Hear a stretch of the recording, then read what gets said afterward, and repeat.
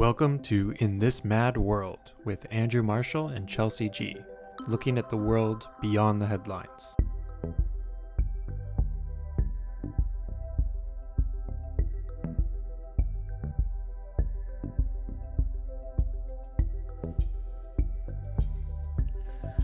All right, welcome to In This Mad World.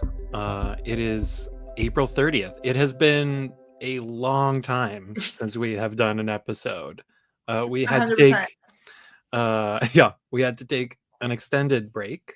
I was sick for several weeks and then had to finish school and catch up with exams and essays and everything. And then Chelsea was busy with work and Buying a house that too. was Yeah, an insane congratulations. Thank you. So we were busy. Sorry for the lack of episodes, but we're coming back and we decided that in this episode, we're just going to kind of do a freewheeling overview of some of the stuff that's been going on because there's been a lot going on. Crazy stuff. We're not going to cover it all. No, just the highlights of certain things. Certain things, yeah. Yeah. Some devastating, some funny. Mostly devastating. Yeah. And we're going to start right here in Canada. Because... I like you had to clear your voice for that. Like, yeah. Right here in Canada. Almost sounded like RFK Jr. right there talking through a fan. Are we about to talk about polio? Yeah. Let's talk about measles. Vaccines. Not to make fun of him, but yeah, actually to make fun of him. No, he's the worst. Yeah, is pretty horrible character. Yeah. So Canada, we had an election. Mm-hmm. And the election went much better than the worst case. I know. Scenario. Honestly, I was kind of I guess I wasn't shocked because I feel like at the end of the day, thank God, I was hoping that Canada would be like, don't want to have that happen down there. Like, and, really pull through. So that was nice to see. Yeah. Faith was restored for me a little bit. So what Gilf is referring to here is the fact that the Liberals won instead of the Conservative Party, which is headed by Pierre Poilievre. Yeah. And the Liberals, headed by Mark Carney, who's been prime minister for what, like 4 weeks, 5 weeks? Yeah, like 4 weeks, I think. And a former central bank governor. And he took over the Liberal Party. Justin Trudeau, our former prime minister, was basically forced to resign back in December. And then that started off like a leadership race, which Mark Carney won, and then took over as prime minister. And then he quite intelligently decided to have a very quick election, which gives him much less time to fuck up while sitting as prime minister and just kind of ride the wave into office. We had the elections.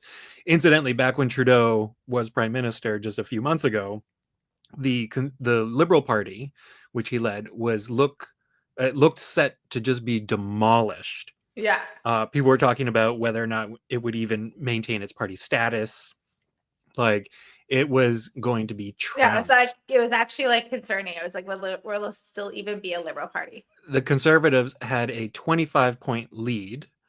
It was a massive lead, and they fucked it up incredibly because Poilievre, who is the leader of the Conservative Party, pretended that he was still running against Justin Trudeau.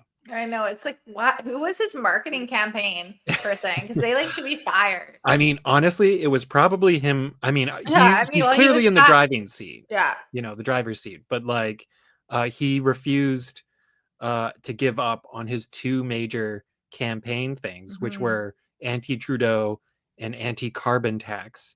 And Mark Carney, in his first week as prime minister, first days as prime minister before being elected, just when he was like filling in,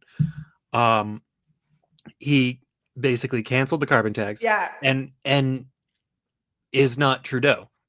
Yeah, it's like he's just like, that's not, I'm not that guy. During the one English language debate that they had, the best Yes. line he had in the debate was when he just looked at Polyev and say, "I know you really want it to be, but Justin Trudeau's not here. You're Yeah, not like, it's running like, against him." no, I'm not Justin Trudeau. Like, it's Yeah. like, I'm a different person, Yeah. but I can appreciate the try. I know this is hard for your brain to Yeah. comprehend there, Pierre. Yeah. Sir Pierre. Yeah. Like, So I think we should, just because there's been, so the elections were good in the sense that the Liberals won, and it was yeah, basically the, oh, FYI, the whole thing that changed the election for our non-Canadian listeners was Trump. yeah, Joe. So because when Trump came to power and then started threatening Canada and started saying we're going to make you the 51st state and we're going to Oh use my God. economic force to take you over and annex you and all this stuff, Canadians overwhelmingly, and I'm talking 90+%, like this is like Israeli supporting war percentages, Hmm. right? We're talking 90+%, overwhelmingly despised Trump, rejected the idea, hated it. Hmm. Um, and Pierre Poilievre and the Conservatives, who for the past 2 years have been campaigning on how do we sound like Trump? Let's use the same targets as Trump. Let's appeal to the same base. Pierre Poilievre incidentally took over the Conservative Party just a couple years ago, riding the wave of Hmm. the convoy Yeah, protesters, who are Canada's version of Trump morons, like Trumpers. they're the worst. The freedom fighters. Yeah, the conspiracy theorist right wingers who don't know they're right wingers, Yeah. and who don't know that they're conspiracy theorists. Um, and he was the first I Canadian just know so many of those people. those people, incidentally, They're just total sideline everywhere. here, but one of them, or like two of them, were in court because later a lot of them were arrested for their Yeah, various that they all got arrested. Like, it's like yeah, so brutal. yeah, from the convoy protests we're talking about. So when some of them appeared at court, one of them was asked a question by the judge, to which he replied something about, "Oh, that's our like Fifth Amendment right." And the judge was just like, "What? What are you talking about?" Because the Fifth Amendment is, of course, Oh my American. God, yes, I remember that. And we live in a country called Canada. Canada. Oh my God, And yeah. the fact, and it's the cherry on top, is that these are the people who are like waving the Canadian flag and honking and pretending they're all like nationalistic and Canada pride, but they don't even know what fucking country they're in when Hmm. they sit in court and have to answer a question. They have no idea what rights are. Um, which is why they all thought like Justin Trudeau was a dictator. Hmm. Um, and yeah, so anyways, so this is the wave of people that Polyev, he was the first like sitting major Canadian politician to go out and meet the convoy protesters and endorse them, and then Right. he became Yes. their Such candidate, a bad, and then he bad brought call. them into the Conservative Party umbrella, because he expanded because a lot of these people were going for other parties. They were going for the People's Party of Canada, which is an Yeah. extremist lunatic fringe party, which is basically a fascist party. Yeah, they're And the worst. yeah, and they were headed straight there, and then Polyev comes in and says, "I'm your guy," and starts talking about everything is woke, and basically just replicating Trump rhetoric but looking like an accountant. And Who's that psychologist that he sat with? psychologist is he's not a psychologist, I don't think. He's just a blowhard piece of shit, and his name Oh, is um wasn't he a U of T prof? yeah, but like adjunct. He's not actually like Mm. teaching anything. Or not even adjunct. He's just like, I think, emeritus, or not even affiliated really anymore. I But don't help think me he's out here. affiliated with them anymore. Oh I don't my think god, he's why am allowed to I be. why am I blanking on his name? Everybody knows him. He's the Hmm. Like Joseph um or something. no, oh my god, why am I blanking on his name? Um I know who it is too. he's like the pseudo intellectual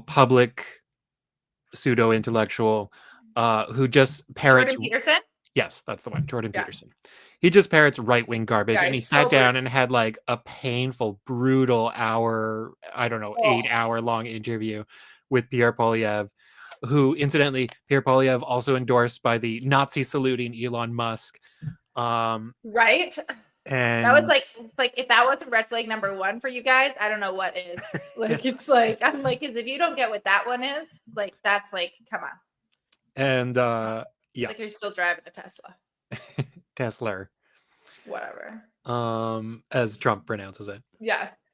Um, yeah, so Polyev opened up, like, took leadership of the Conservative Party, Hmm. then expanded the base to basically include this Extremists. extremist fringe of Hmm. conspiracy theorists and what I call embryonic fascists, just because most of them don't know they're part of a fascist movement. Yeah. Um, but they definitely are. Just how I would assume most MAGA, or maggots, as I like to call them in the States, don't know that they're part of a fascist movement. Yeah, like I feel like Um, when you're talking to them, they like really like think they're like a part of something great. And I'm like, you guys realize like you're gonna be a part of the history that like no one wants to talk about. Like it's like you guys are a nightmare. yeah, it's interesting how, I mean, at least back in the 20s and 30s and 40s, like the fascists were like, yes, we are fascist. That is Mhm. our belief. They owned it. Whereas now they're like, we are trying to save democracy. And you're Yeah. like, by destroying And it? you better have a baby. It's like, here's 5 grand. Yeah. Crazy. Um, so yes, so Polyev, like I've never liked the Conservative Party, never voted for them. Obviously, I never No. even voted for the Liberals before. But what Polyev did to the Conservative Party was, by bringing in this new base, by opening up its base, and by taking the leadership and basically replicating the rhetoric and targets of MAGA and Trump and these other right wing and fascist movements around the world. He Mhm. was legitimizing this group. And what we know from history and the history of fascist movements, we'll get into this later as well, because I'll circle back to the subject. But Yeah, there's someone we're gonna really talk about when it comes to that. yeah, but uh, one of the most important historical features of fascism is that it very often, when it comes into power, say, for example, the two main historical instances of fascism, Italy and Nazi Germany. Fascism came into power largely through the cooperation and collusion of conservative elites. It's when conservative elites open up their parties for fascists or make deals with fascist parties, when they align with them and make alliances or foreign governments with them, when they bring them into the system and grant them legitimacy, always because they think that, oh, we'll just manipulate them and control them and co-opt them and use them for their base of support to give us legitimacy and popular legitimacy. But then we'll control them. Like when Mhm. the Nazi government was first formed in January 1933, you had 3 Nazis in the cabinet and then just all conservative figures. Um, and the conservatives, if you read the New York Times from February 1st, 1933, you'll see headlines saying, or articles discussing how the conservatives are talking about how they'll keep the Nazis under control. Yeah, How did that work out? not good. Um, and then Italy, similar thing, less electoral politics in Italy, but it was the king and conservative leaders decided to make a deal with Mussolini and the fascists and brought them into government. And it's conservative elites who generally are the most treacherous, backstabbing bitches. Yeah. And they're the ones who will bring in the fascists. So when you see history not repeating but rhyming, and you see the mainstream dominant conservative party in a country like Canada opening up its base and its leadership and its rhetoric and its policies and its ideas and its targets, um, to this fascist base, bringing them into the system. They have now brought fascism uh, at its early stages, but brought it into mainstream Canadian politics. So that Yeah. is probably the most lasting legacy of Pierre Poilievre.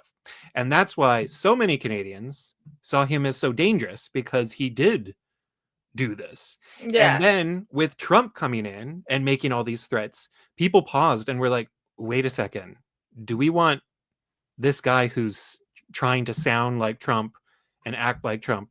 do we want him in charge of our country when Trump Yeah. is threatening us? Like when we have a fascist, like an actual legit, I don't think Polyev is personally fascist, but I think he's just Yeah. an opportunist willing to get into Do bed whatever. with Yeah. anyone to get Yeah. power.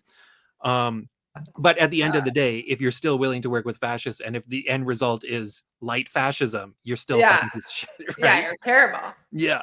So like the idea that we have a legit fascist threat south of the border threatening to take us over, and you want It's so crazy, man. this, like Pierre Polyev looks like the kind of person who would be, you know how like when you buy a picture frame, there's a photo in it and just innocuous, um, like random Just random people. random Dude, I like photo like models. I literally have so many photo fucking frames like that. So Pierre Polyev looks like one of those models where he'd be like in the frame, but then where the department store would have to remove him because it found out that he was like a child murderer. Um, Oh my like, god. like he looks like such a creeper. It's like, yeah, he Um, really does. It's like his like whole demeanor. Like it's like everything about him is terrible. Him and his wife. He reminds me of just like yeah, it's just like a whole like they're a nightmare. yeah, Like and watching him like put his ballot in and then she like stands beside him. I was like, this is just you guys are brutal. he just looks like slime. Yeah. And He kind of reminds me of JD Vance. Like that vibe. totally, yeah, Yeah. Like gross and he has that kind of arrogant. disgusting personality. Yeah, and it's like a personality that shifts like when it works for in their favor. Because like back in the day, JD Vance like hated like Oh like yeah, crazy ass exactly. right wing shit, and now he's like right in it, like loving on it, and like back to Yeah, being I like a mean, Jesus JD Vance lover. previously called Trump America's Hitler, and now he's saluting him. You know what I Yeah, mean? I know, and it's like his wife's like wearing a cross around her neck, and we're like, honey, please, we all know what you're doing at night, honey. Yeah, It ain't no cross worthy wearing kind of shit, like that's for sure. And no but judgment. Be free. But it's like that's why we voted liberal. That's why we didn't vote conservative because we want you to be able to be all your weird little shit. Like do you? But well, and that's where we come back to these elections because the stakes, like this was not, so Canada historically has always been governed by the liberals or the conservatives, mhm. mostly the liberals, but the Yeah, conservatives as well. And there's this sense, and I got this like listening to especially gay conservatives yeah. or like just gay people who voted conservative Mhm. this time around, many for the first time. Mhm. And like I was giving them endless shit for being stupid and for stabbing their own community in the back and front Oh, and 100%. then pretending to be Such the victim traitors. themselves. Mhm. But all the arguments I was getting, like first of all, it was all like my taxes, the economy, Trudeau, inflation. And I'm like, yes, Trudeau is gone. Inflation wasn't Trudeau's fault. Like, I never voted for Trudeau. I don't like Trudeau. I don't like the Liberals. Uh, but like, I have things I can blame on Trudeau. But the thing is that the weather isn't one of those things. No. Inflation also isn't one of those things. Like, I literally, like, one of these conservatives making this argument, being like, inflation, inflation. I was like, it's a problem. But the idea that it was caused by Trudeau and the Liberals, then explain to me how it's a phenomenon everywhere.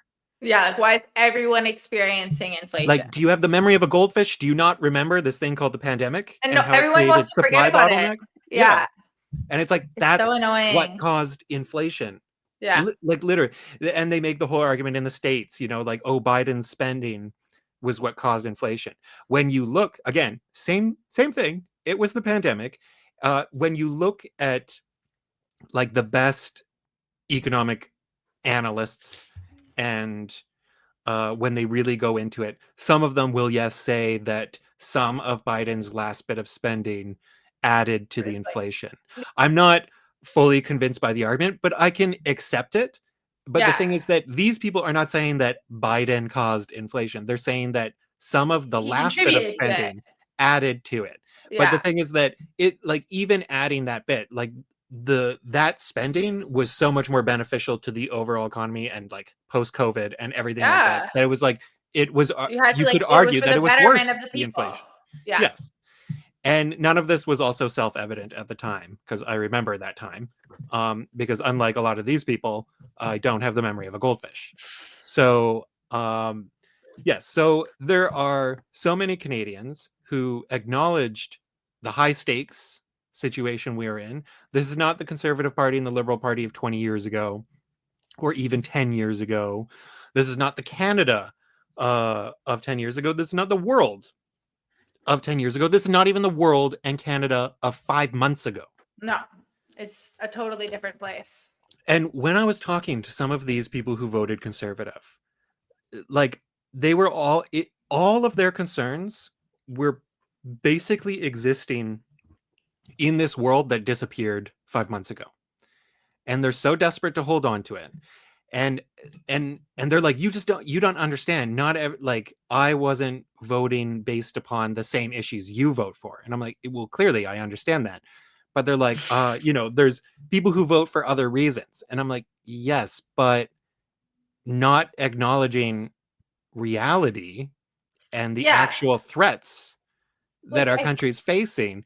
It's yeah, just like, it's like, okay, as a parallel, imagine you are in Ukraine in late 2021 and you have this neighbor called Russia, led by a crazy person named Putin, who's threatening you. And you're trying to have a conversation. Say there's some Ukrainian elections coming up, and there's one candidate who's a pro-Russian, sounds yeah. like You wouldn't have Putin. voted for him. Yeah, and all this, and then you have these Ukrainians who voted for that person, and you're like, what the fuck?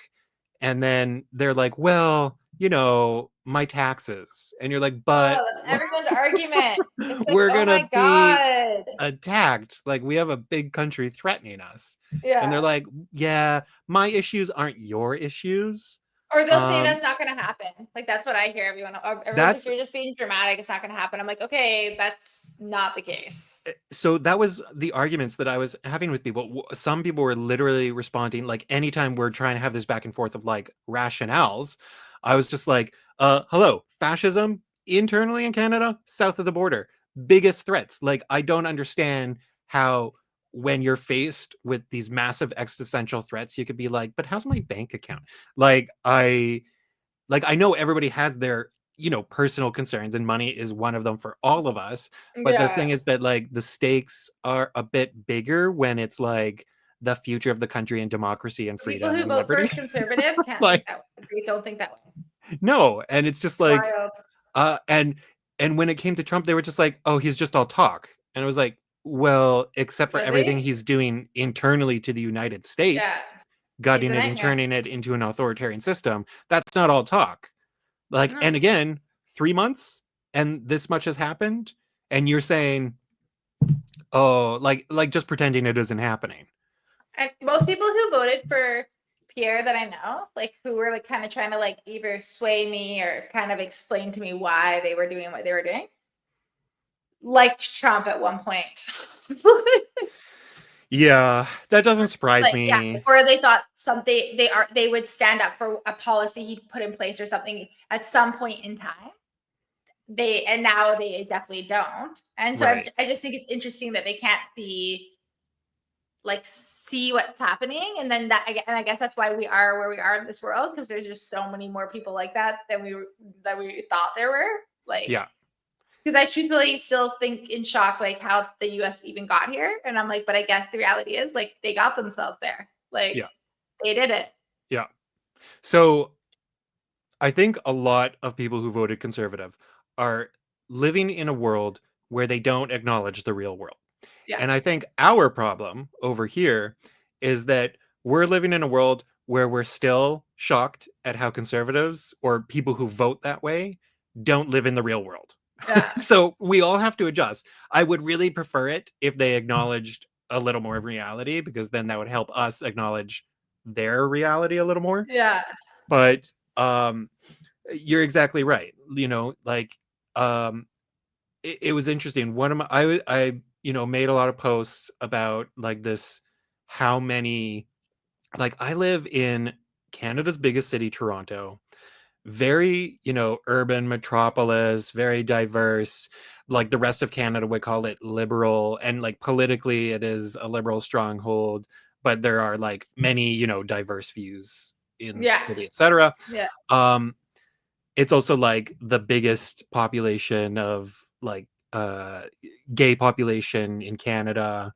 um the amount of like gays I saw on social media posting about having voted conservative, or what a hard day for them having lost, and oh, these elections were rigged, and like Oh yeah, literally here we go pulling with out the these Trump rigs. lines. Yeah.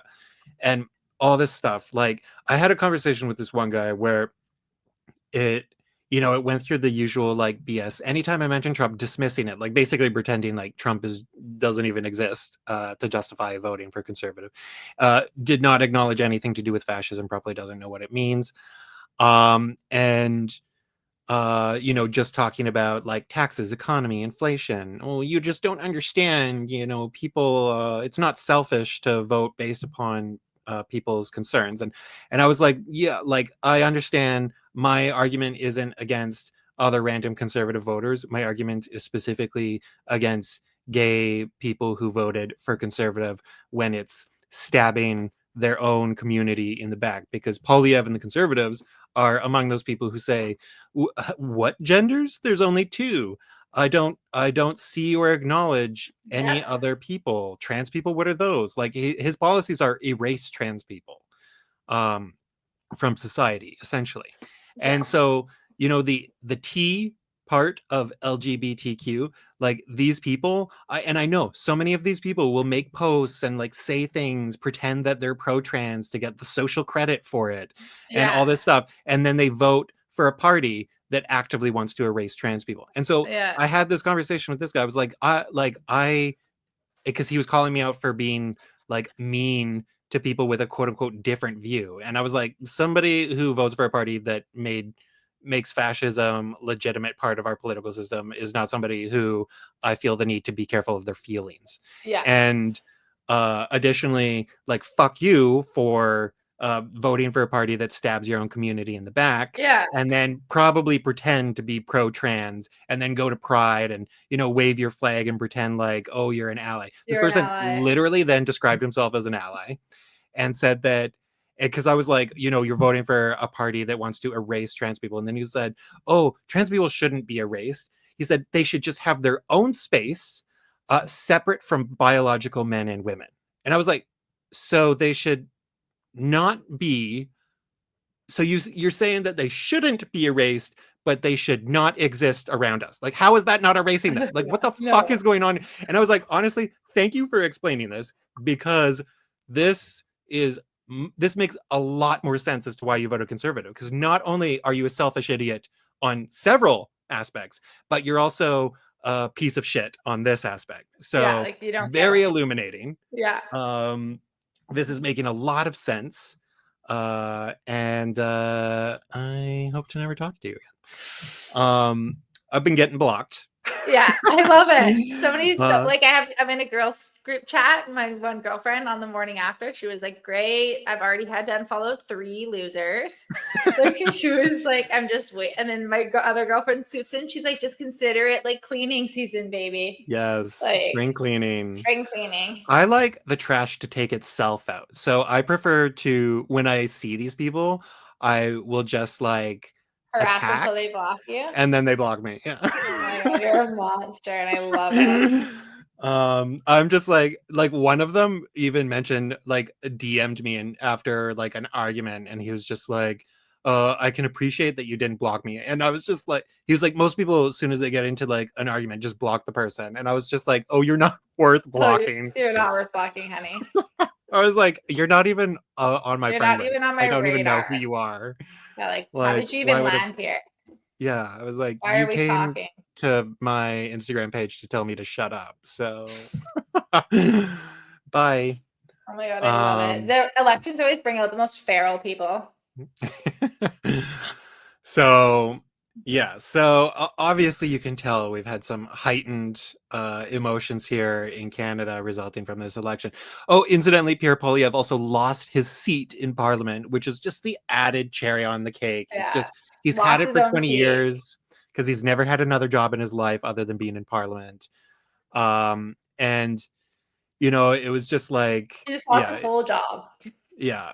Although he's still trying to stay on as party leader, so we'll see I how know, I that saw works. that. I was like, okay, well, I guess you got to hang on to something when you got no paycheck, right? Like, you need your man, you're desperate at this rate. So you're just gonna Yeah, like make up your own rules. I wonder who does that. yeah. Yeah. Huh. But even though we have had an electoral victory, we have to acknowledge that what was it? Nearly 40% of the country voted for the Conservatives. Yeah. It's uh it's big, It is big, yeah. it's substantial, and it's kind of scary. And I'm just very, very grateful that Polyev is not going to be our prime minister ever. Yeah. And that um I'm not I followed Mark Carney's career quite closely. I'm not a big fan of central bankers, to put it quite lightly. Yeah. I was like, Um, me neither. they tend to be like um, have an economic ideology that I find generally abhorrent. Um, I followed Mark Carney since he was governor of the Bank of Canada back during our global financial crisis in Yep. 2008.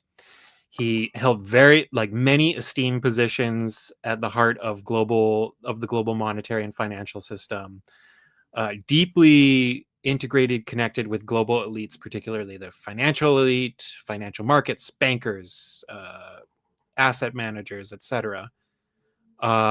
He ran the Bank of England as the first non-Brit to run Yeah. the British central bank in its entire Because the over UK, 300-year existence. yeah.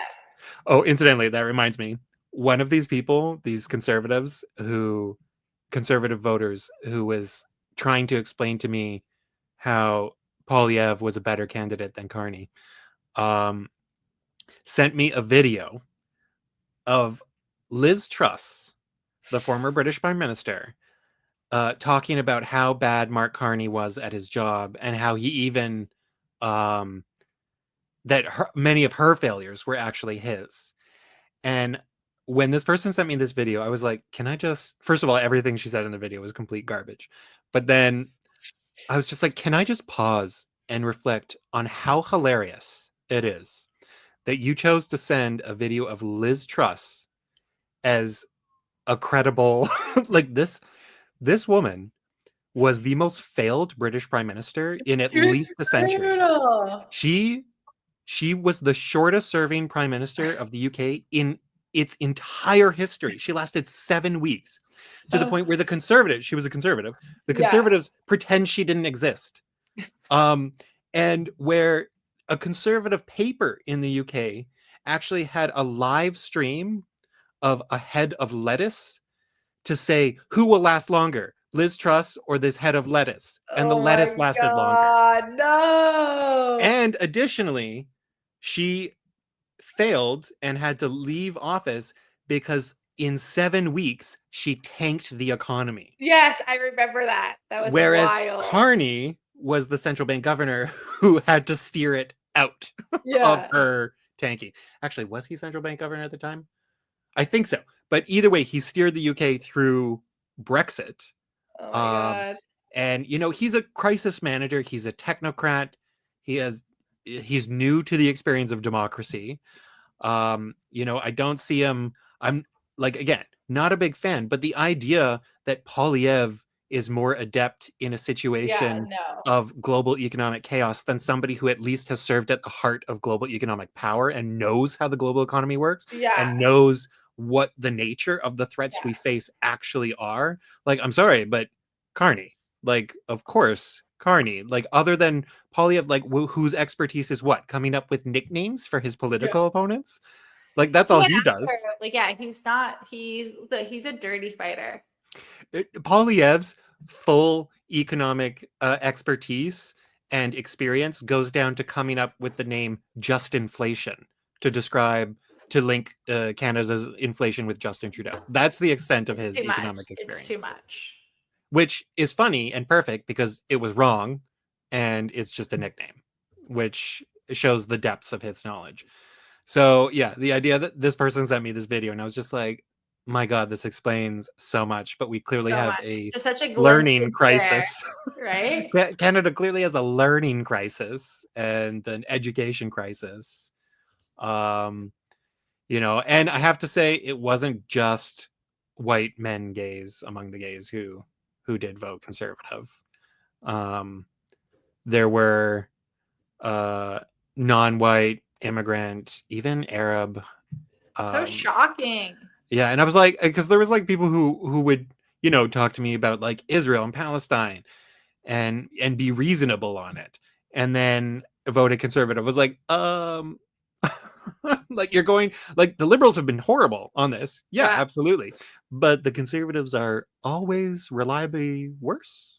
Like, what is going on? Oh God, it's just shocking. My God. So that's Canada. Mm-hmm. The liberals will form a minority government. Mm-hmm. The conservatives will be the official opposition. We're going to be, facing some tough times as a country. But at least, like a lot of the things that I don't like about Mark Carney are actually things that'll make him more adept in these circumstances. Like he's actually Yeah. supposed to be uh, something of kind of a prick to work for, and he's kind of a bit brutal and harsh and a rough negotiator. So it's like, okay, you know what? In these circumstances, when you're up against Trump, we like Canada. Maybe we should have an asshole Yeah. in the prime minister's office, not the Pierre Polyev kind of asshole where it's like, I'm going to pick on people who can't defend themselves and Yeah. I'm going to go after the most marginalized communities and Yeah. accumulate power for myself in the process. Not that kind of asshole, but the Yeah. asshole where it's like, I They're will gonna yeah. I'm Stick gonna pose a challenge to you, and you're not gonna yeah. be able to roughshod over me and talk over me and bully me and get your way. Like that's the Yeah. kind of asshole Canada needs and needs to be right Yeah. now. Yeah. Not the asshole we deserve, the asshole we need. Yeah. He's the asshole we need right now. And we're down for that. Yeah. Whereas Polyev is the gaping asshole that nobody wants and nobody needs. Yeah, literally. Literally. Yeah. He's a sloppy mess. Totally. So I think we've covered Canada. Oh yeah. Canada, it's always been a pleasure. You rarely make the like even a blimp on the international news. Oh, I've been all my like BBC podcasts and other podcasts have been like, now to Canada. And you're Yeah, like, right? It's like what? so rare. You're like, oh my God, we're featured. And it's funny to hear everybody everywhere pronounce Polyev's name differently. Oh my God, right? How do Um, they like people are always like, how do you say it? Oh my and God, we're we like, know how to say it right. and in Canada, we're all just like, well, we don't know. Yeah, we don't know. No one Like knows. literally in Team every me. house, everybody calls them something different. Yeah. We I'm were like, like who calls Polyev, them or right now? you'll see the same. Polvier. What do you say? I say Polyev. Polviev. Polvier. Um, I say Polvier. Polvier. I don't know why. I think you're dyslexic. I am. I am. Well, that makes sense then. Yeah. Yeah. That was like, I remember in grade 9 when I did a joint project with this one girl. I forget her name, but she had to Oh, write. it's gonna be She had, me. no, grade 9. I lived in Oh, Toronto. right. Thank God. And she had to write both of our names on this sheet, and she wrote my name ANDWER. And I was like, and were.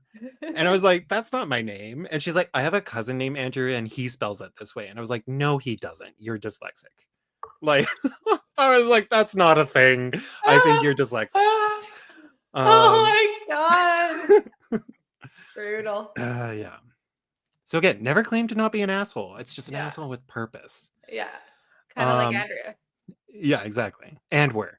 And we're It's pronounced and where. shall say. Shall say. Chisia. Chelsea. All right. Okay. this is a harsh transition. Yeah, it's a tough one. So It's like going from, I'm almost like, do we just like go into the US first? let's do It's that. almost like an easier Let's go to transition. the US. We might Yeah. need to do a separate thing Yeah, for the update for the other yeah. one. Yeah. Just for those listening, the other thing that we're talking about is Gaza. Gaza, which is a So lot darker. yeah, just don't. We were like kind of laughing. We don't Yeah. want to just like start crying right now. Yeah, So no. we're Let's gonna come out find of that there middle smart. ground Yeah. by Trump. going, yeah, to Yeah. America. No. To America.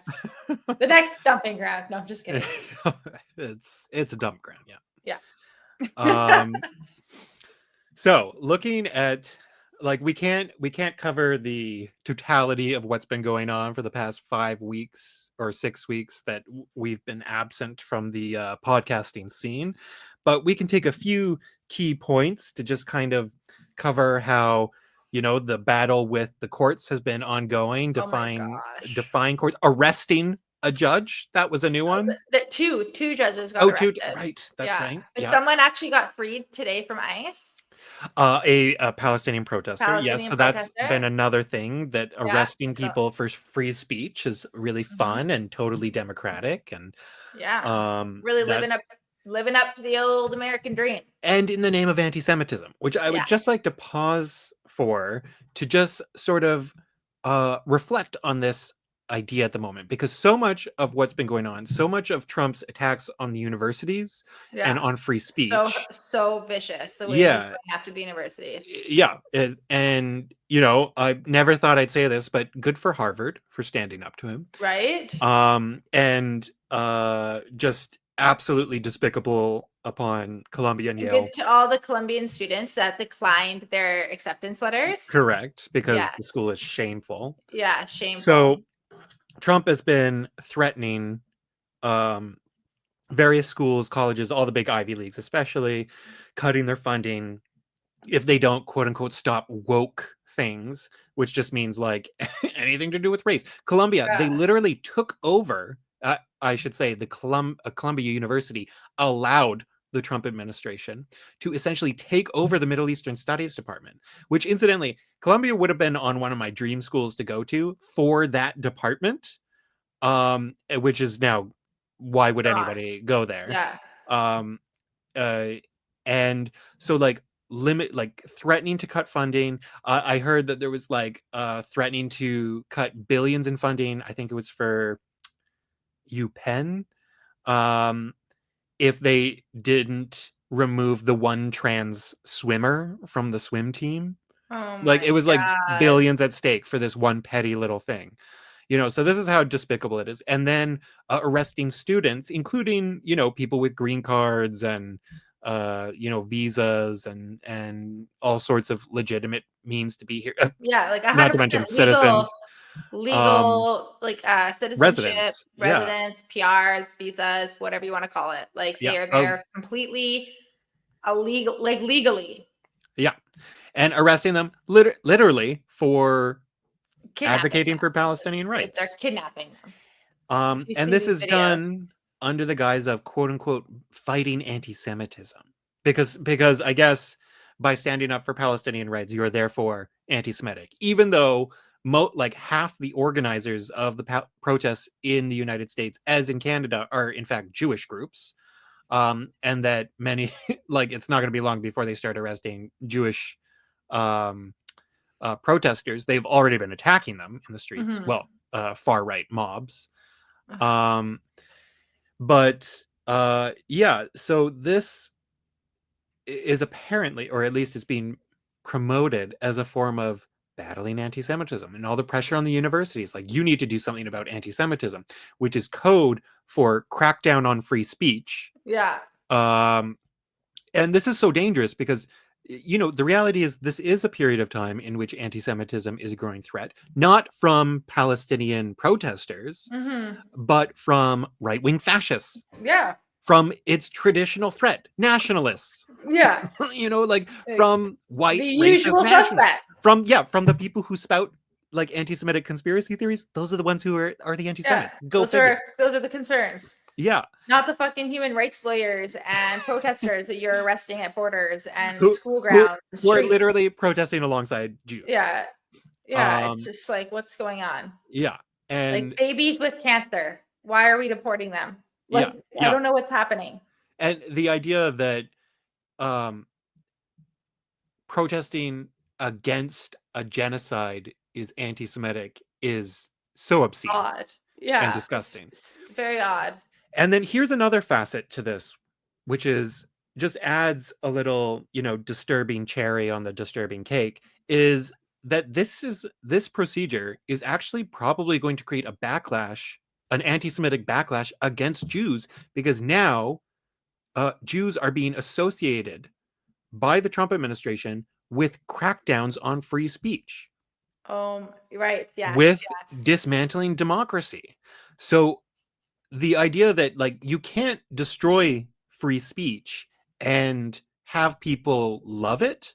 So if you destroy free speech in the name of protecting one group, which incidentally they're not doing anything to protect these people, they're threatening them by doing this, is to protect this one group. There's going to be a backlash against that one group. And when that comes, this is why it's like this is actually was actually from the psychotic sociopath point of view, it was like a It's like, pretty skilled maneuver yeah. on the part of the Trump administration, because when the shit hits the fan, they can just be like, "Oh, well, it was the Jews," and let them take the blame I didn't even think they were gonna do that. and try and like avoid taking any flack for it themselves. Because if there's one thing Trump does more consistently than anything else ever, it's avoid taking the blame. And so it's like if and when there is a backlash, they're going to let that backlash be channeled against the Jews. And then that'll just help them even more, because if you actually see a violent backlash against Jews resulting from this, then it just gives the Trump administration further reason to clamp down and dismantle democracy further, crush protests, crush free speech even further. And it's just So like I just don't get how people can't see this. Like this is like it's unbelievable. It's like this is not a battle against anti-Semitism. This is a battle for anti-Semitism yeah, it's and like so anti-Palestinian racism. backwards. Like it is warped. It is deeply dangerous, and it is a massive threat to Jewish people. Yeah, To it truly be is. like if I was Jewish and American, I would be horrified. I would actually be like moving to Ireland. Yeah, like I'm out of Like here. I got to get out of here, cuz like the idea that this regime is attacking a basic principle of free speech in their name, like I would want to dissociate from that Yeah. as far as fast as humanly possible. It's deeply Yeah. dangerous. And of course, we have to acknowledge the first front row targets are, of course, Palestinians. Mhm. And incidentally, this is a battle against free speech that is not confined to the United States. It's being waged everywhere, Yeah. including here in Canada. And it's the Palestinians and the Palestinian protesters who are the first up targets, front line, front row. And like Germany basically implemented the same fucking thing that the Americans were I doing. know, I saw that. It's And this is insane.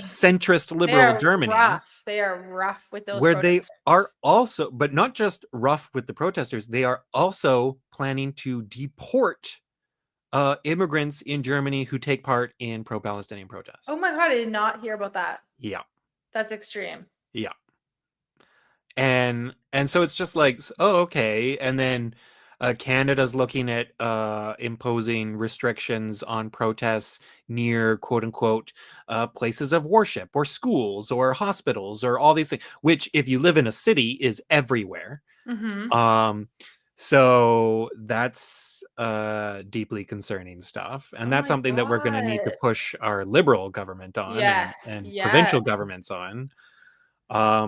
So there, this past semester, I took a course, History of Fascism. It was a very opportune time to be studying fascism, looking at the 20s, 30s, 40s in Europe. It's um, it was kind of a horrifying class because it's like reading a checklist of what's going on in the present day. Oh my gosh. I feel like it would be so hard. It was This interesting is in the like very all day last reminder. Well, in the very last class, a student asked, Professor, is Trump fascist? And the professor, because we like, there's so many details and variations, and we looked at all the main historians and looked at their assessments, and their disagreements on like which regime maybe is fascist, blah blah. So it's like there's some gray area in some places. So it was a legit question. When you look at what fascism is Trump fascist? And the professor just said, okay, well, let me respond by actually asking you all a question, and said, now that we're done the semester and we've gone through, um, put up your hand if you think Trump is fascist. And everybody in the class raised their hand. There may have been somebody who didn't. I didn't see them. I was Yeah. sitting in the back of the class, and from my point of view, everybody raised their hand. Yeah. And the professor simply said, well, there it is. Um, and that's according to like very specific definitions of fascists. And I'm not talking about those kind of definitions or non-definitions where, and this is how the word has mostly been used, to be fair, is just like a leftist will just generally apply that word to anybody they don't like on the right. Yeah.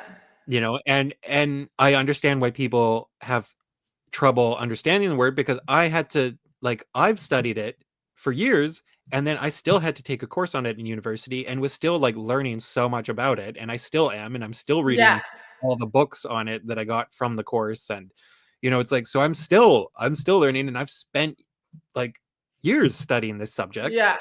and there's still more to learn. So Yeah. it's, I understand why people don't truly recognize or understand the word, but it is a very specific ideology. Um, it has variations from nation to nation, and depending on what time period it's taking place, in which it's taking place, and it's yes, it is a radical, extremist, I should say, form of hyper nationalism, militarism. Hmm. Not always, but almost always racist. Um, it promotes an idea of sort of a rejuvenated nation, Yeah. that it mobilizes it's basically a mass movement or a mass party, uh, mobilized by a sense of collective grievance, humiliation, um, and mobilized to create a new nation, even a new man, a new person. Yeah. It's a revolutionary ideology, which means it also believes in permanent revolution. So, not only in order to get into power, but once in power, it must completely, continuously revolutionize itself. And basically, which basically means 2028. which means that it has to be constantly moving forward, which is why one of the other main principles of fascism is that it is expansionist. It believes in territorial expansion, which requires war and domination. And another part of its base is paramilitarism. So that's another important facet of fascism. It needs paramilitary militants to be a part of this. You look in the States, you call them militias, and all that's the paramilitaries. Canada, we even had them here. You remember, with the convoy, and then the ones Yeah. arrested in Alberta trying to bring all the guns and weapons and explosives across the border. Yep. um those are paramilitaries, and they have them in Germany. They tried to have a few coups in the past couple of years, crazy stuff, but like, this is happening. Yeah. And then, of course, in Israel, where Yeah. fascism is, Israel. yeah, you have the settler extremists, the hilltop youth, and Yeah. all those who are armed, basically militias and paramilitaries. So, like, that's a central feature of fascism, mixed in with this hyper nationalism, mixed in with the expansionism, with all the sense of victimhood and humiliation, past humiliation, that the nation is gone, that the nation is decrepit, and we must revive and rebuild, and promote militarism. And most of the time they have grand visions. They even use anti-capitalist rhetoric, but then they get into power and they're like, oh, we don't know how to do anything, so we need the capitalists. Yeah. um and the capitalists are like, well, we'll work with whoever's in power, so here we are. Here we are. Yeah. And so you have all these aspects of fascism obviously at play in the United States. Um, it's one of I think that there's this fascism is a an ideology of many contradictions, an ideology and a practice Yeah. of many contradict. So precisely because it believes in permanent revolution and because it needs to keep moving forward, that means it needs territorial expansion, which means it needs war. And it's through this expansionism that fascism is able to revolutionize its domestic society. So there's so many things that, for example, you take Nazi Germany. Hitler wasn't, there was so many things domestically in Germany that Hitler wasn't able to do until the war began in Yeah. 39. That was 6 years where he was chancellor and then Fuhrer of Germany, where actually the Nazis weren't able to do everything that they wanted. They had to make compromises with conservative elites. They had to respond to actually popular protests in Germany and push Yeah. back on policies. Though in the first few weeks, they attempted this anti-Semitic uh, uh, policy of just boycotting all Jewish stores, and it backfired so incredibly that it became such an embarrassment. They abandoned it and decide because most Germans were just like, "What do you mean? I've been going to this bakery for like 15 years, and now there's some like 17-year-old brown shirt Nazi standing out front telling me not to go there, and then just pushing by him and being like, stupid child." um like the Germans weren't on board. Like No. it took years of Nazis reshaping society, and it was war from Yeah. 39 to 45 that dramatically reorganized domestic society and then profoundly destroyed and reorganized the societies they were colonizing.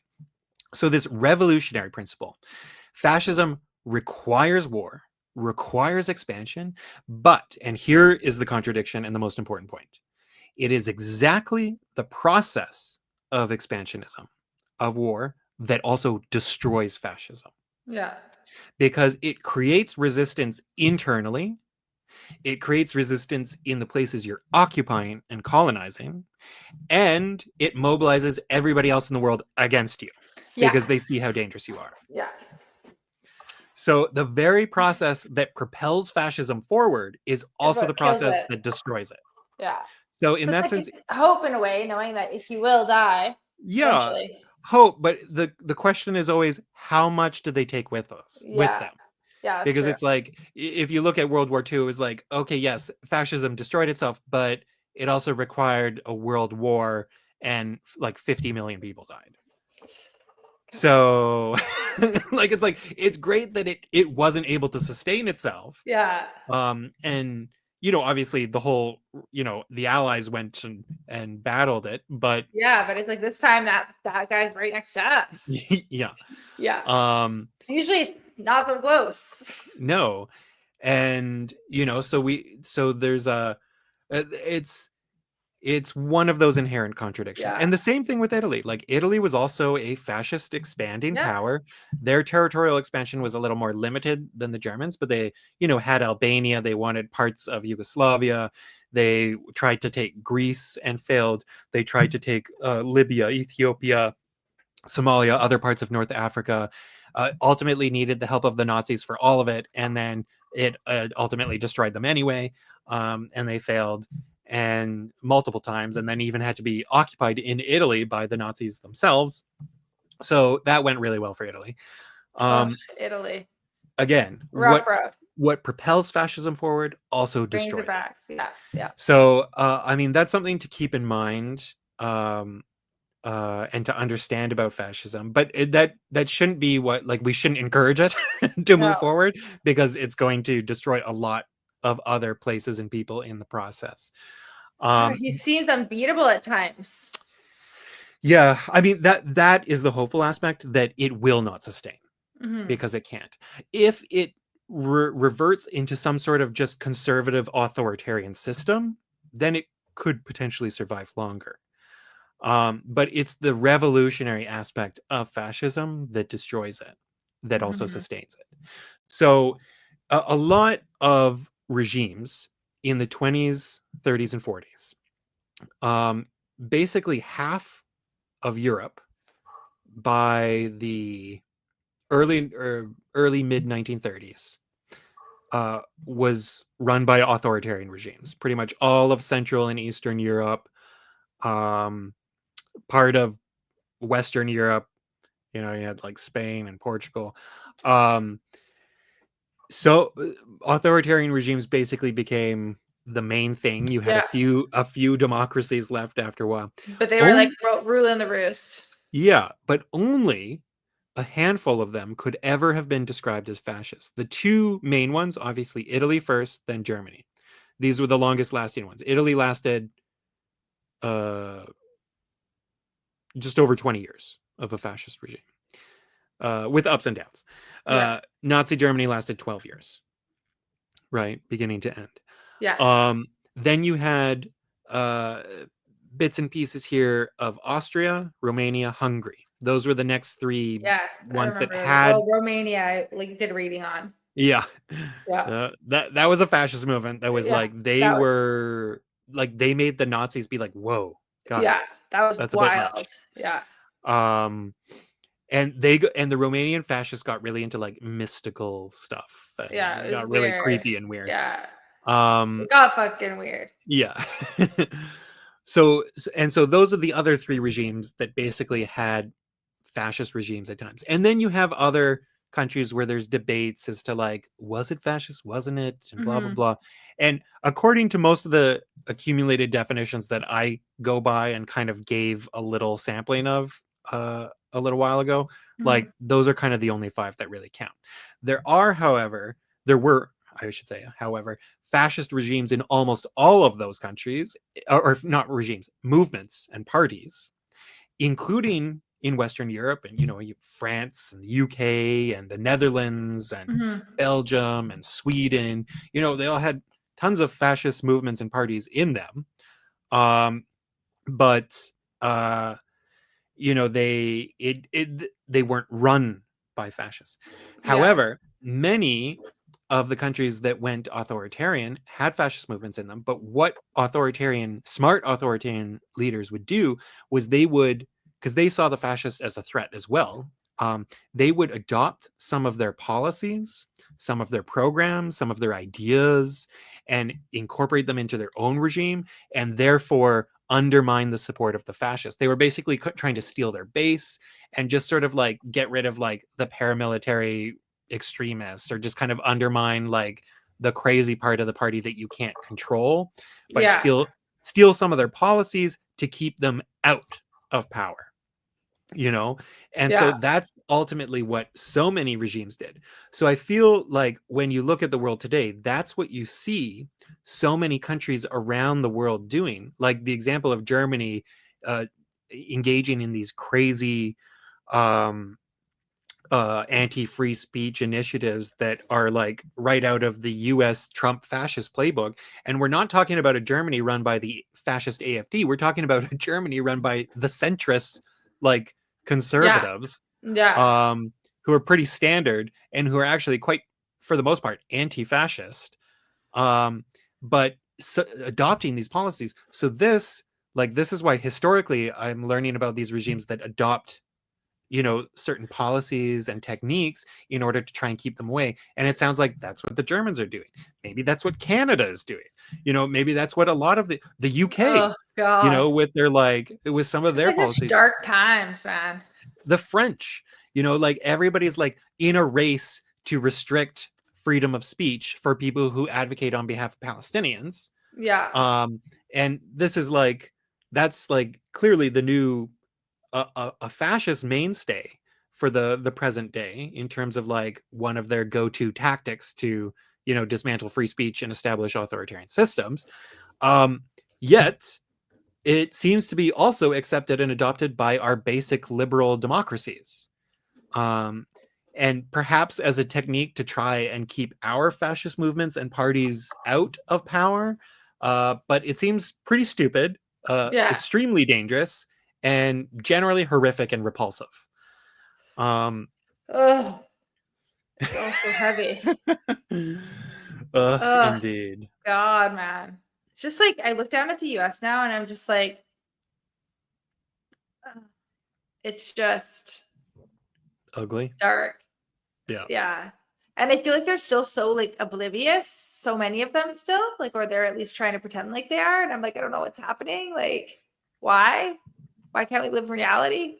Yeah, But maybe they're not in reality because they're being like told a different reality. Because I feel like that's like happening to them now. And I'm like, oh my God, they're lost. big time, big Yeah. time. That's why, actually, not to toot our own horn here, but um but no, actually though, but because if you look at the right, and we'll just take America as an example, but it's basically a microcosm, like, in terms of what's going on here and Yeah. elsewhere in the Western world. So if you take the American right, and by right, I mean like the far right, Yeah. like the Trumpers and the They're the extremists. freaks. Yeah. um, their media environment is of their own creation. So they abandoned uh, the mainstream media, and they reject the mainstream media. And I'm not just talking like CNN, MSNBC, all that stuff. Although they Yeah. still have Fox News, which has always been very mainstream and Yeah. um, one of the biggest networks, and they always pretend like we're downtrodden. Um, but like the newspapers, New Yeah. York Times, Washington Post, Wall Street Journal, like they've long since abandoned reading. Papers are out, Yeah. the mainstream media is out. They have their own media environment. A lot of it started probably just as memes. But you have the podcasts, you have these right-wing networks that they It's created, just so weird. like the Ben Shapiros and other who develop their own media universe, that the right, like, grabbed onto. Like, that's something that actually, you look at that and you're like, shit, okay, like that's what they did. That's what the left needs to work on. I don't mean in terms of abandoning all media, but clearly there is a massive vacancy. Yeah. There is a huge gap. And like, me, like I read the New York Times, I read the Financial Times, I read Yeah. the Wall Yeah. Street, I You read know. all the mainstream papers, but I don't agree ideologically with any of them. But Yeah. that's where the information is, and it all has its own ideological biases, and it all has, but But you're I getting the information. yeah, and like I'm a researcher, I have to go to what is there, and Yeah. those are the ones with access. Like I can't Yeah. call up, the White House and be like, who's Yo, going to talk to me? yo. Yeah. Yeah. Like Wanted to clear up something. yeah, I just want to confirm some details with you. That's required. But then at the same sense, it's like we do need a left alternative media environment, and there's some people starting to work there. You see it, like there's always been, like, the Amy Goodman Democracy Now Yeah. stuff, and then you see like Zateo and like new stuff coming along, Yes. Yes. and so there's people trying to get into the void. But in terms of like how the left overall and the political left, like So much so. they have Insane. failed to embrace the leftist media, Yeah. right? So they just stay with the mainstream, Yeah. and that but then they create the separation. Like they're like, okay, we'll talk to the New York Times and the Washington Post, but we're not going to talk to podcasters. Yeah. But then it's like, but then that's who the people that you're trying to reach, that's what Listen they're to. listening to. Yeah. And that's what the Trump team did so well. And that's Yeah. what Barron Trump, his son, got his dad to do so well, because Barron was like, no, don't give interviews with these outlets. Nobody gives a shit. Talk to these podcasters, because these are the podcasters appealing to young Gen Z men. And Trump went on those shows and they boosted his numbers. Like people noticed in the polls, dramatic boosts in young men after going on those podcasts. Interesting. And so, yeah, so it's like we on the left have to recognize, like, first of all, Yeah. where our failures are. They Um, don't like to do that though. the I left. noticed that the left down there, they're just like, I don't like, we just need to like keep on, like, just show up to the polls. It's like, but you guys show up. Like, what are What you was guys doing? what was that the other day? Chuck Schumer, the Democratic senator, Yeah. was in an interview where, because he said that, oh, like for months he's been talking about how, oh, the Democrats are going to wait. We're waiting until the right time to strike. against So when Trump. is that, Matt? And well, they said, oh, once his approval rating goes below like a certain figure, and then it went below that figure, and then Chuck Schumer was interviewed again, and in this interview, he was asked, and this was covered by the Daily Show, you'll love it, but his interview was, he was asked about like, oh, okay, so what are you guys doing now? And he's like, we sent a very strongly worded letter to the president with very strong questions. It's Good like, for you. wow, that is You really amazing. tackled it. Like, Fucking I'm sure Trump loser. read that. Yeah, I just love Um, that. yeah, you should hold your breath and wait for Ugh, your written response. what a nightmare.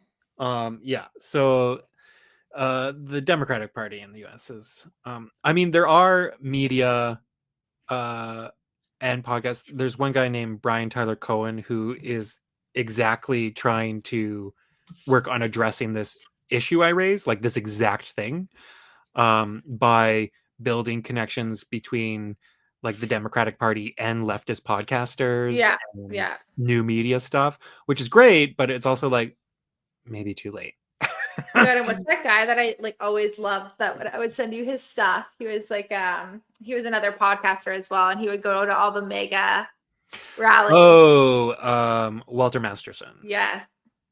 He's very funny. He's Yeah. really good. And it's And like, yeah, he's one of those guys. He's like definitely filling this void yeah. um of people who are like, okay, we need critical voices in the new media that aren't just right-wing crazies talking about trans people and how we need to segregate them. 100%. 100%. We need people to like actually talk about global issues, but not from the right-wing conspiracy theory Yeah. echo chamber. Like people need to understand that drilling in the sea is not a good idea. Like, and I'm not sure who told you it was, but it's not. Like, oh, they were a nightmare. Yeah. Gulf of Mexico is still Gulf of Mexico. Don't tell the AP. Oh my god. What do you think is going to happen? Like future, like who do you think they're going to endorse next to run up for like, president in 2028? Up against him. The Democrats? Who the Yeah. Democrats again? Yeah. I don't even think that question matters, to be honest. That's fair. I don't think it's going to happen. I think it's talk about living in a fantasy land. Okay, it's a unicorn. They'll put up a unicorn against Trump, or some Oh my little god, dude. forest I sprite. guess I still in a slight way. You can call me a dreamist. I just am like, holy fuck, they gotta wake up. They can't let him go past 2028. This would be insane. I mean, I honestly, 2028 is so far in the future that, like, I don't think America's going to have a free and fair election at the midterms in a year and a half. Yeah, I I'm think worried I think about it's that actually too. I think it's game over, to be completely honest. Oh my god. It okay. Let me actually just correct that a little, because that's Yeah. probably a bit simplistic. I think because so many things would have to take place between now and the midterms for what I said to be true. Yeah. Because if we fast forwarded, if we just jumped right now Yeah. to the midterms, yeah, okay, you'd have midterms, and then the Republicans would be trounced, Yeah. and it would be very It'd be hard for Trump so to. great. Yeah. I wish they could do something like that. However, um, if you look at how fast things have been going in terms of like Oh yeah. gutting the Rapid. courts, silencing the media, destroying free speech, crushing the law firms, the big Oh law firms, cajoling the universities. Like this anti-democratic crusade, this is 3 months. yeah. 3 months. So we have like basically take the time that we have gone through and multiply it by, what would that be? 7? And that is how far the midterms are. Oh my god. But you don't think he So could burn himself to the ground by that point? Like where someone will get so frustrated that someone will take him out? that's absolutely possible. And like I said, remember about the contradictory nature of fascism, it destroys itself. Yeah, like that's what I mean. It Like, could don't you think there's all gonna be something collapse like in on that? itself. Yeah. It could absolutely. Oh my Is that likely? gosh. I don't Yeah, think I so. guess it. I don't think so right now. Yeah. Because I mean, if you like in a like one could hope, right? One Yeah, could no, I get hope where you're that it going with is. it. Like, you could talk about that all day. Like, one could But hope.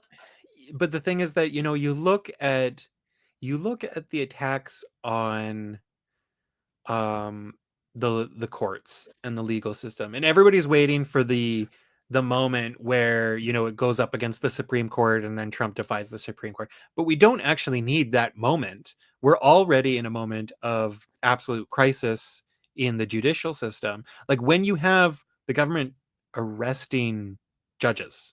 I know. That is a public symbol to other judges: do as you're told, don't challenge us. So it's basically an attempt to threaten the judicial system writ large, and to basically say, get in line and do as you're told and do what we say. And if you had a totally pliant judicial branch, you don't need to take it over. Oh It God. it now serves its purpose. It's a lapdog. And if you look at the institutions and these DEI purges, which are really just purges to install loyalists and get any threats out of these structures, and as a bonus, it's racist. Um, and like purging these main institutions, they now have the FBI under control. They're taking over the intelligence agencies. They're still working on purging the military structure and getting that underhand. Again, maybe there would be a coup. Maybe there would be something else. Maybe it all collapses in on itself as in a giant mess. These are all possibilities. I cannot discount them. But Hmm. if the current trajectory continues, I would be shocked if there was ever free and fair elections again, so long as this regime remained in place. So brutal. So, like at the moment, I think, like, I don't even think it's worthwhile to focus on elections, to be honest, whether midterm or next term, because the threat is now. It cannot wait. What is required is mass mobilization, and civil disobedience, and basically an uprising. The Democratic Party is a useless husk. Um, it's, uh, uh, I mean, I would say that I wish they could be in opposition and do more, but they literally just shrug and say, Yeah, we like, I don't have, just feel like, yeah, we don't like, have any power. they do nothing. It's like, I understand you don't have any power. You don't have any of the houses. You don't have the Supreme Court. You don't have really any of the structures. You don't have the legislature. You don't have the executive. You don't have these things. Yeah. But you do have social power, and you could like be calling for and trying to lead. At least, okay, Bernie Sanders and AOC are going around the country holding rallies, mobilizing people. That's something. Mhm. I have to accept that is something that they're doing. um they're talking to people. They're not campaigning. They're trying to mobilize people. That is what all of the Democrats should be doing. Like, if they want to Yeah. take their cues, that's what they should be doing. Like, that is a thing. Okay, Yeah. so I'll concede that point, but it's not the party doing that. It's AOC and Bernie Sanders. It's it's Yeah, not like, the you're the party. only 2 that are doing anything. The party leadership is saying we sent a strongly worded letter to President Trump. It's like, oh, okay, great. I'm sure you'll get that back. Um, like they're just old, useless old dinosaurs who, much like these people who voted conservative in Canada, they don't know what the world they're living in Yeah. anymore, right? So, yeah, I mean, it it's I'm not hopeful in general on the American democracy side. I think where hope lies would be in popular mobilization. Unfortunately, that also plays into the fascist playbook, because then they're going to come out and crush the protests and call out the paramilitaries, and that's when the militias will come out, and then they'll really have to call in the because I think the U.S. plan is to. I think Trump wants to declare the Insurrection Act and use the military domestically to crush protests, and that would be sort of the stepping stone to really smashing democracy and basically having military rule, and potentially suspending elections outright so that they wouldn't even have to hold them. I think that, but on the other hand, um, popular protests, mass mobilization, civil disobedience, uprising, revolution. That's what America needs. Yeah. I don't see how electoral politics can solve Such a this problem scary for them. time to think about. Yeah, it's very dramatic. A lot going on. It's like overwhelming. Yeah, I feel like sure it is. paralyzes me at times to think about it. It does that to all of us. Sometimes Yeah. I just need to tune out and watch Rick and Morty and not think about the world for a few hours. You know what I mean? Yeah. It's required. Oh God. It makes me so anxious. Yeah, it is unfortunate. I mean, again, I come back to these, I don't know what to call them because it's not really hopeful, but it's more like um I don't know, bittersweet hope. Where it's like, oh well, ultimately in the end fascism destroys itself. It's like that is nice. I do like that. I just don't like the part where it destroys everything else with it. But ultimately, like, it's not something that we can as a human civilization tolerate. And No. that's We have to like why, stand up and say no. exactly. And it's like, and it is uncomfortable and it will be uncomfortable and it'll get worse. It's not going to get better, at least not No. for a while. And or rather I should say it'll get worse before it gets better. Yeah. But I think that's kind of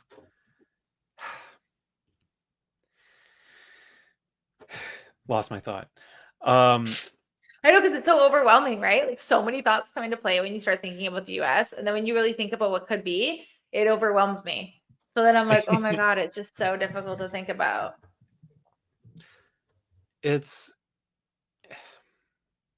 I think this is one of the reasons why I was just so angry and unforgiving with these, like, Toronto and Canada gays who voted for the Conservatives the other day, is just that, like, I hear all their different rationales. Like, I can understand that, from a sociological perspective. Like, yeah, I understand that maybe that people can vote for the Conservatives not out of racism or bigotry. Like, I get that. Yeah. But that's not my problem. My Yeah. problem is that they have these other reasons and then they vote for a party that is legitimizing these things anyway. That's my problem. So, like, again, you go back to history because that's my favorite thing to do. The Nazis, the people who voted for like, about at most it was like 37% of the German population voted for the Nazis at their best. Like, that was the highest vote count they ever got. Yes. 37%. Not all 37% What about 37%? Is that what you of said? Germans, yeah, Yeah. voted for the Ugh. Nazis. That was the highest they ever got. Um, in a free and That's fair election. yeah, yeah. They got 43% in a stolen election. Yeah, I'm like, and that's the thing, right? That's where you really can see what can happen when you see the numbers. Yeah, but the thing is that not the 37% of Germans that voted for the Nazis in August 1932 uh, did not vote for them because they're like, yeah, we're really anti-Semitic and we hate Jews. Let's vote for the Nazis. When the Nazis were campaigning in elections, they actually downplayed their anti-Semitism and told all their candidates, stop talking about the Jews. Just focus on, like, communists and Bolsheviks, and talk about the economic situation. Talk about the nation. Talk about redressing past humiliations. Don't talk about the Jews. That one sets off too many Germans. They don't like it. It's too extreme for them. Even though, anti-Semitism was generally popular around Central, Eastern, Western Europe at the time, it wasn't overwhelming. Yeah. It wasn't total. And it wasn't this extremist version that was in the Nazi movement.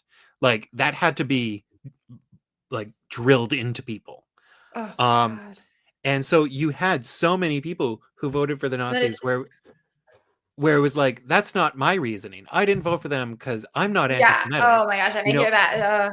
yeah, I voted for them because I have other concerns and these parties weren't addressing them. And I'm angry with the system. And they're the only ones who haven't been part of a government and they haven't been in the system. So I'm giving them a chance and blah, blah, blah. Like that was a lot of people came up with rationales too. But the thing is Yes. that at the end of the day, you voted for the fucking Nazis. You know what I mean? And it's like, at the time they didn't really know because they had no retrospective to be like, don't vote for the Nazis, you know what they Right? do, because they had never been voted for before. But now we have this, like 90 years ago that's what people did, and we should know better, because when fascists win they Lessons destroy just are everything. not learned. And so it's this idea that, we should just be treating this as just, oh, it's just a different viewpoint. It's not. Like, fascism is the most extremist, dangerous ideology that has been known to the modern world. And we, as human civilization, if we take that word seriously, have to see that when it's emerging, see that as the greatest threat we face. And we have to do everything possible to prevent it from getting into the system, from taking power in the system, from ruling, whatever it takes. America has failed. Yeah, they've totally failed. We aren't there yet. We had a little success the other Yeah, we day. had a little success. I wanna, We like, had a live little in that, like, victory, relish in it for a moment. 100%. Yeah. But we know that Trump isn't going to let us Oh, enjoy that moment for long. he's a nightmare. Yeah, but we're at least going to be better equipped to deal with him than we would otherwise be if Pierre motherfucking Polyev was in power, Yeah. because he would roll out the red carpet like the fucking Austrians did for Germany. And Yeah, like, and I envisioned that, like, I knew he would do that, like, I could picture him doing that, like, he yeah, would just bend over. I mean, here's a sad fact for Canada. If Trump really, and America, really do want to A, economically destroy Canada, and B, take us over, um, there's really only so much we can do to stop them. We can, our biggest hope, like if that is ultimately like green light, go into action, make it happen on their part, um, our response will ultimately have to be like, well, we're under occupation and we'll have to resist that in a different way. But as a nation state, we really, we can't stand up to America, and survive. It's like if you look at Ukraine, Russia, we have a similar relationship comparison Yeah. between Ukraine and Russia and Canada and the US. So linguistically, there's a lot of language crossover in both examples, right? Like we have English, they have Russian, Ukrainian, families cross the borders, culture, religion, history. Like there's all these connections that go across the borders, right? Yeah. In both cases. So Russia goes into Ukraine. Ukraine, on apart from its border with Russia and Belarus, is surrounded by friends Yeah. and allies who came to its defense, where they had refugees who could escape into those countries and where they could provide military equipment and send it into Ukraine. Most of Ukraine's borders are with friendly nations. Mhm. What do we have? We have the US, Yeah. I Alaska's the always think about US, that though, and then it's, like, and above. Russia, Yeah, not good and math. then we have Greenland, which will probably be taken before us I know, it's so as the US. nightmarish.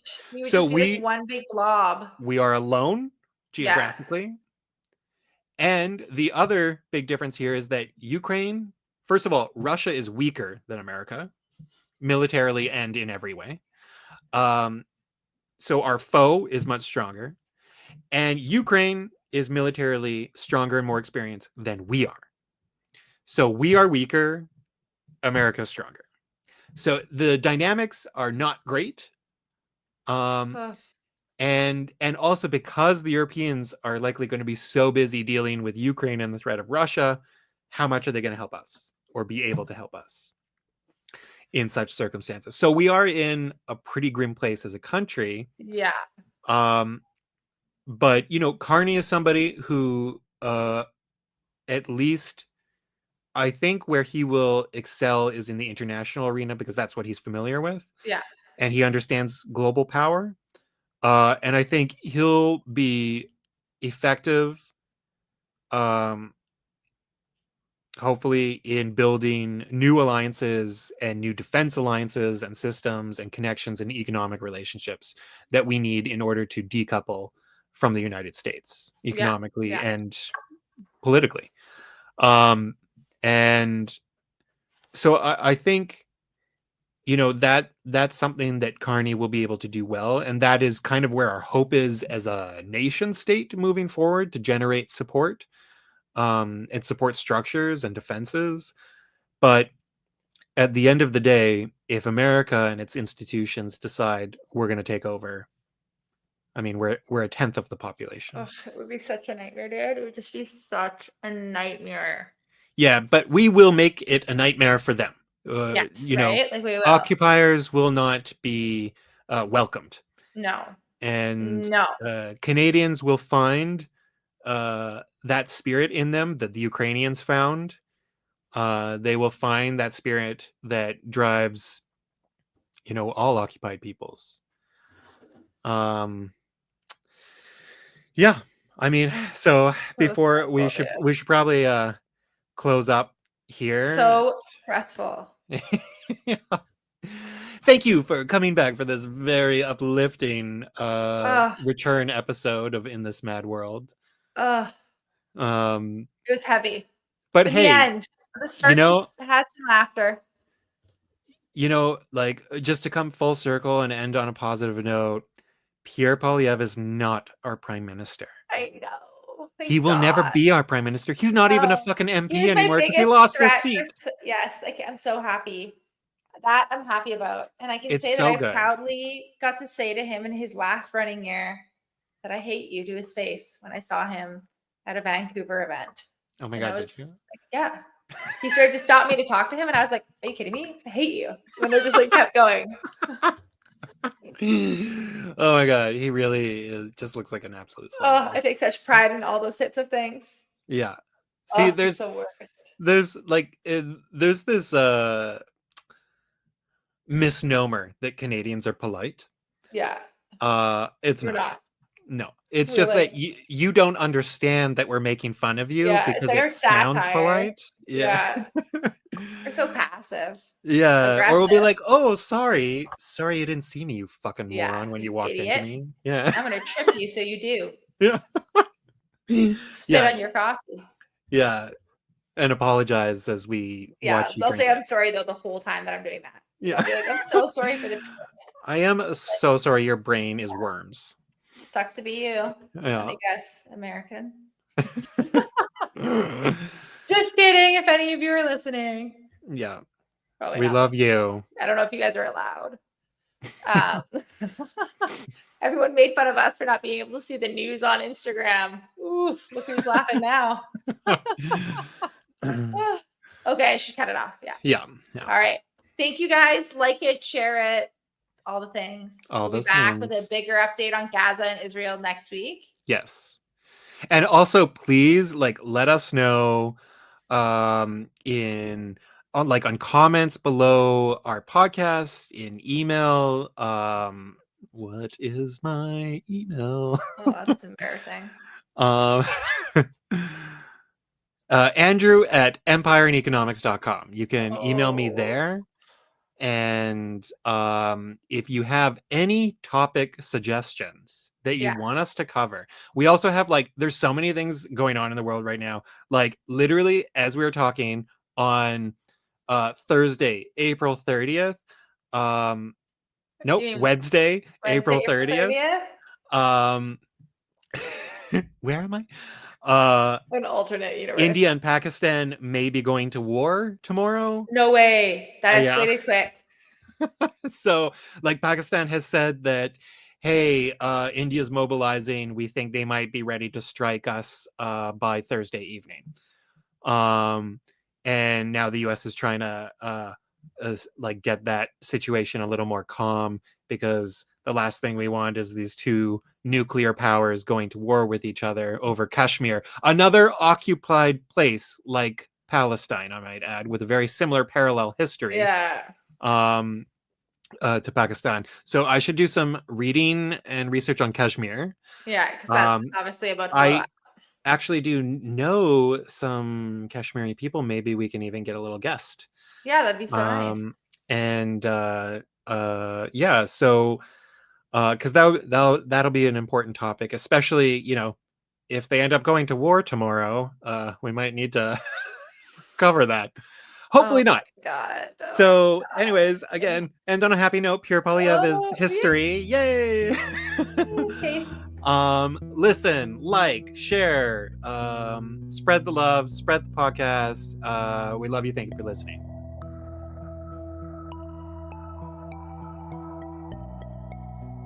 In This Mad World is a podcast from EmpireAndEconomics.com, hosted by Andrew Marshall, that's me, and Chelsea G. Music by Francesco Caruso. Please subscribe, like, and share. Visit EmpireAndEconomics.com. Thank you for listening.